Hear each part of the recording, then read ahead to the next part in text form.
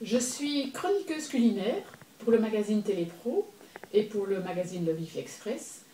Et donc, basiquement, de manière amateur, je suis donc une cuisinière chevronnée, je ne dirais pas, mais passionnée certainement. Et pour égayer mon domaine culinaire, je n'hésite pas à me lancer dans le livre jeunesse, ou voilà, dans le livre jeunesse ou dans un peu le roman, comme ici, qui est un roman culinaire. Donc c'est un peu un mélange de littérature et de cuisine, parce que j'estime que dans le livre de cuisine, qui est un objet magnifique, il y a souvent de très belles photos et parfois le texte n'est pas à la hauteur, tout simplement parce que le texte est technique, c'est ça qu'on demande à un livre de cuisine. Et je trouve que les mots pour la cuisine méritent d'être un peu plus travaillés. Et c'est ce que j'essaye de faire dans mes rubriques culinaires, tout aussi bien que dans mes livres. D'accord. Et qu'est-ce qui vous a poussé justement à concrétiser votre passion pour la cuisine en livre? C'est un coup de fouet que j'ai reçu un jour de personnes qui me demandaient d'écrire mes recettes, parce que j'étais connue en tant que cuisinière par ma famille, par mes amis, etc. Et comme beaucoup m'ont dit, eh bien, écoute, on aimerait bien retrouver tes recettes. Et donc j'ai eu cette chance d'être acceptée par plusieurs éditeurs qui m'ont fait confiance, et par la suite par des magazines qui m'ont fait confiance également. Et voilà, j'aime beaucoup partager mes recettes, ce qui est un peu dans l'air du temps, puisqu'aujourd'hui, grâce à Internet, on partage beaucoup. Mais j'aime les partager surtout aussi beaucoup dans des livres, par l'écriture et aussi par les conseils, parce que j'ai des lecteurs qui me demandent des conseils que je suis toujours prête à donner, parce que ça m'amuse beaucoup, c'est ma passion, et j'aime rencontrer des personnes qui ont la même passion que moi. D'accord. Et est-ce que vous pourriez nous parler un petit peu justement de votre roman, les sept collines de la Bleue Maison? Oui, donc les sept canailles de Ah, la Bleue Maison. Oui, mais c'est écrit, c'est de loin.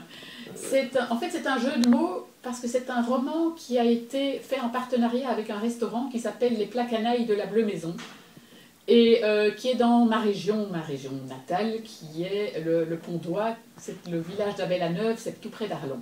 C'est un endroit absolument splendide, et il me tenait à cœur d'écrire un jour un livre qui se passe dans cet endroit. Le lac qui est en photo, c'est autour, c'est au bord duquel se trouve le restaurant, c'est aussi l'endroit où se trouve la maison familiale. Et voilà, j'aime cet endroit énormément, et je pensais qu'une fiction pouvait se dérouler dans cet endroit qui est également chargé d'histoire. Et il fait aussi partie d'une collection de romans culinaires dont je ne suis pas la seule auteure, dont le principe est un roman, un restaurant. Restaurant au choix, roman au choix, du moment que les deux sont liés, et le résultat en est un partenariat avec le restaurant qui, en l'occurrence, donne des fiches recettes. Mais ce sont des recettes de chef. Mais grâce au ciel, ce sont des recettes de chef que nous, simples mortels, pouvons parfaitement réaliser. Ce ne sont pas des recettes trop compliquées. Donc voilà, c'est ça le plaisir du roman, c'est que vous avez une partie histoire, mais vous avez une partie cuisine professionnelle, cuisine délicieuse aussi. D'accord. Et sinon, pour conclure ce petit entretien, est-ce que vous pourriez nous livrer votre impression sur ce salon de la foire du livre au féminin? Je trouvais que l'idée était absolument excellente, et c'est une idée qui coule tellement de sources, et je m'étonne que personne n'y ait pensé plus tôt, parce que c'est un sujet très intéressant, et à la fois circonscrit, donc ce n'est pas un fourre-tout. C'est évidemment charmant comme concept, et en plus ce n'est même pas sectaire, parce qu'il y a quelques écrivains hommes qui sont venus se mettre avec bonheur dans ce salon, et qui n'ont pas déparé pour autant.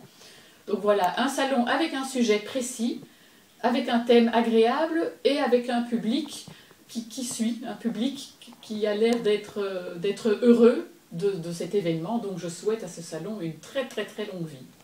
Bah écoutez, Juliette Noton, un tout grand merci et une bonne continuation. Au Merci revoir. à vous.